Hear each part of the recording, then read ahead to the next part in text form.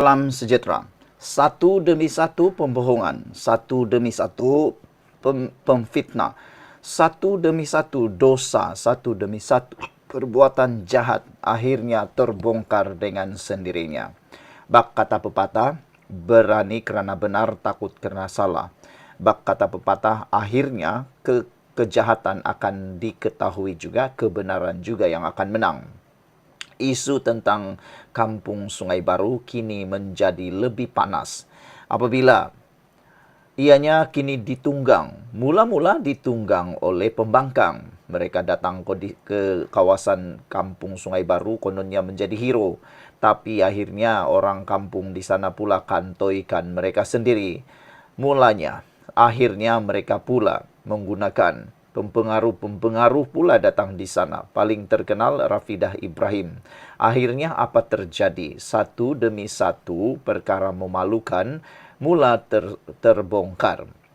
Identiti sebenar Rafidah Ibrahim berkait dengan kes Kampung Sungai Baru juga satu persatu mula ditonjolkan. Hari ini, tuduhan kerajaan zalim rampas tanah Melayu sudah kantoi bertalu-talu. Bikin malu. Memang bikin malu. Pempengaruh yang datang ke sana, yang paling terkenal Rafidah Ibrahim, kini dapat anugerah pempengaruh paling kuat. Menangislah berhabis, kata netizen. Semoga kau akan dapat lebih besar anugerah bersama dengan Ratu Naga, kata mereka. Hari ini, seorang peguam yang merupakan peguam kanan pendakwa raya, bekas pendakwa raya, telah pun mendedahkan tuduhan kerajaan zalim rampas tanah Melayu sudah kantoi bertalu-talu. Liana Marzuki. Ada seorang rakan pempengaruh beritahu saya, kata beliau, hebat pidah tu, dia fight untuk bangsa kita. Sebenarnya, kata netizen, siapa yang berani cakap begitu, dia tak tahu apa sebenarnya niat Rafidah Ibrahim. Tapi sebelum saya teruskan ulasan ini, jangan lupa tinggalkan komen Anda dengan tanda pagar kami benci penipu. Sebelum itu, izinkan dulu saya kongsikan kepada Anda semua, ini terapi imun transfer factor for life. Terapi imun yang meningkatkan daya imun badan kita sehingga 400%. Secara umum dan ringkasnya, apabila imun badan kita lemah, apabila imun badan kita bodoh, apabila imun badan kita tidak seimbang, kita tidak dapat melawan penyakit yang ada dalam tubuh badan kita. Lalu apa jadi? Penyakit bersarang, berkembang dan berakar di dalam tubuh badan kita kerana imun badan kita jadi lemah, bodoh dan tidak seimbang. Tetapi terapi imun ini mengajar mendidik, melindungi kita, mengajar, mendidik dan juga menyeimbangkan imun badan kita supaya imun badan kita jadi kuat, bijaksana dan seimbang. Apabila imun badan kita sudah jadi kuat, bijaksana dan seimbang, imun badan itulah yang akan mengenal mana satu lawan, mana satu kawan dalam tubuh badan kita. Lalu, imun badan itulah yang menyembuhkan kita daripada semua jenis penyakit, menghancurkan akar-akar penyakit, sarang penyakit yang bersarang di dalam tubuh badan kita. Cepat dapatkan produk yang hebat ini melalui nombor telefon saya yang tertera. Produk ini lulus KKM, halal, diperakui oleh doktor-doktor di seluruh dunia dan merupakan penemuan paling bersejarah dalam dunia kedokteran abad ini. Kalau Anda sudah lama berdoa untuk masalah kesihatan Anda, mungkin ini jawapan yang Tuhan hantar untuk Anda semua. Cepat dapatkannya, jangan bertangguh-tangguh. Liana Marzuki menceritakan seorang pempengaruh memberitahu beliau bahawa Rafidah Ibrahim kononnya hebat, fight, memperjuangkan bangsa Melayu kononnya. Pidah mana? Tanya Liana Marzuki. Jawapannya, pidah, dulu pelakon, sekarang fighter Kampung Baru. Kata Liana Marzuki, saya pun ikut perhati perjalanan bekas pelakon ini dari awal lagi. Oh, rupa-rupanya Rafidah Ibrahim ini bekas pelakon, tidak hairanlah. Beliau memang pandai berlakon, pandai menangis. Mula-mula, kata Liana Marzuki, kita pun rasa kesian. Dia menangis-nangis, rumah dan tanahnya akan diambil. Kita tengok dia turun naik mahkamah, ada peguam, dah buat kes. Okeylah. Walau beberapa kali kalah, kita tahu ada peguam melindungi dia. Tapi, bila dia mula naik pentas ceramah politik, bahasa sudah berubah. Dari merayu, kini jadi memaki. Siap selit dalam Justice for Zarah lagi. Masa itu, ramai mula sangsi. Konten dia very structured, campaign tidak henti-henti. Padahal, masa tanah dirampas pada tahun 2021, tak nampak pun bayang-bayang dia. Itu kata ramai penduduk majoriti. Lepas 4 tahun, apabila warta kena kuat kuasa, dia muncul dengan konten bergandengan dengan Ratu Naga. Kala ini, fans sitters dah mula angkat red flag. Ratu Naga inilah yang mengaku terang-terangan dalam radio dan akhbar.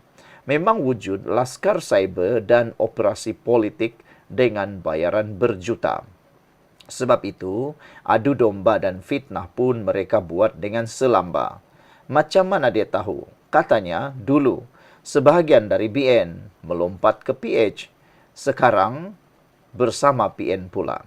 Bila dah buat konten dengan Ratu Naga, kita tahu ops ini dah highly political. Biarlah berbaloi.